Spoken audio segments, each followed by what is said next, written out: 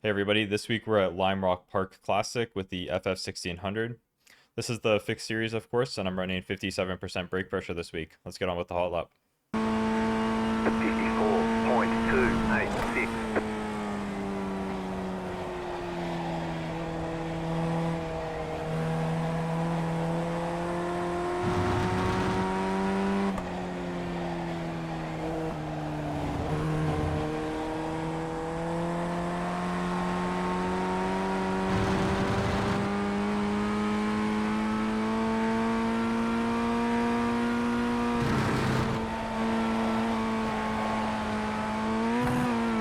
You have about 1 lap of fuel left.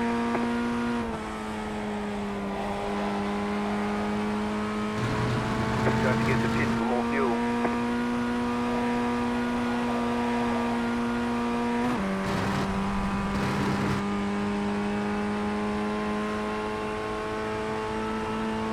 That's 53.95. Yes. And here's the track guide. Coming down to turn 1, we're going to be looking on the left-hand side for the 3 board and 2 board. I'm coming down to 3rd gear, as I find I can get good rotation with it and keep up minimum speed when I'm in 3rd. But you can also come down to 2nd gear, both are viable and fast. 286. So I brake at about 80% here, trail the brakes off.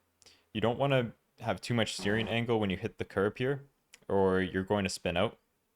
So try and keep a minimum steering angle when you touch the curb, and that'll just minimize the risk of spinning out, which is pretty easy, especially on cold tires. So just watch out for that. And then we're just letting the car rotate here. And then in the middle of the corner, I get on the throttle to keep up the minimum speed, and you're just modulating that. It's not going to be the same every single time, but you're going to have to get on throttle in the middle of the corner to keep up the speed. And you're aiming to clip this apex here, and this is where you want to start getting fully on throttle in the middle of this second apex. And you can see I'm still in 3rd gear here, and I am for the next sequence of corners. And then we're fully back on throttle, maximizing the track here all the way to the left-hand side. You can see my tires just on the curb there. And then we're bringing it over to the middle of the track, and you really don't need to take it all the way out here. You can stay in the middle and just minimize your distance while keeping up the speed. And I dab the brakes there to get the fronts in. And you're going to have to blip the throttle again to modulate it and keep up the minimum speed to set up your exit. And about this point, middle of the curb, you want to start getting on the throttle, and you really want to set it up so that you can get a really nice sweeping run and keep it tight to the left-hand side so you can open up the next corner.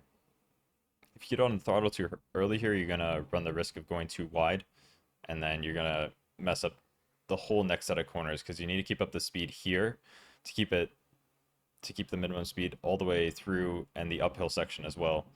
So it's really important to get a good exit through here. So you can see I'm keeping over on the left-hand side and then flick it over to the right.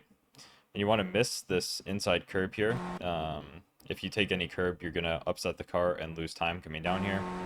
And then maximize it all the way to the left-hand side.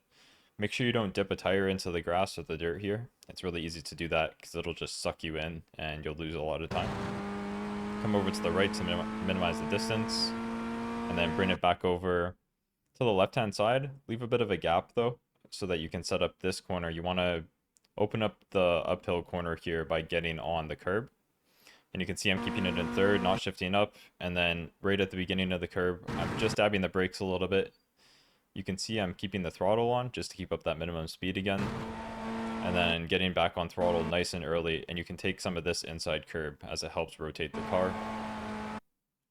And you can see I'm fully on throttle before I'm even at the crest of the hill.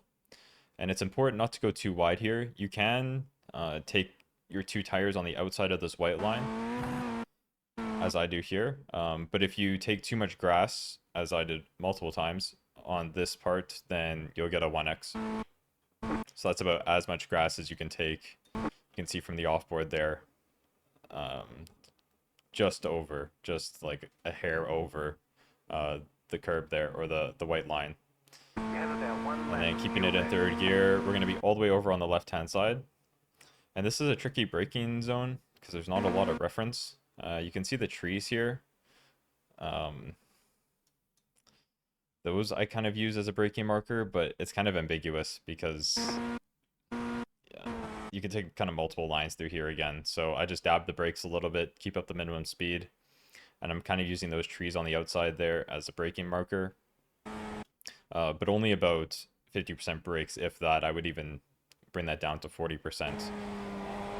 And getting on the throttle as early as you can. And it's really important not to hit this inside curb, as it'll really upset the car and push you really wide, and you'll lose a lot of time coming down to the main straight.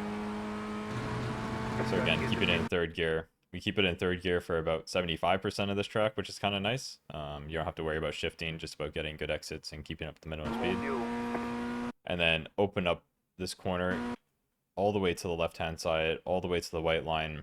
Really important to do that to get a good run down here, because you do have to lift a little bit, as the car will run wide if you don't. And again, don't hit this inside curb. Get as close to the white line as you can, but not over it.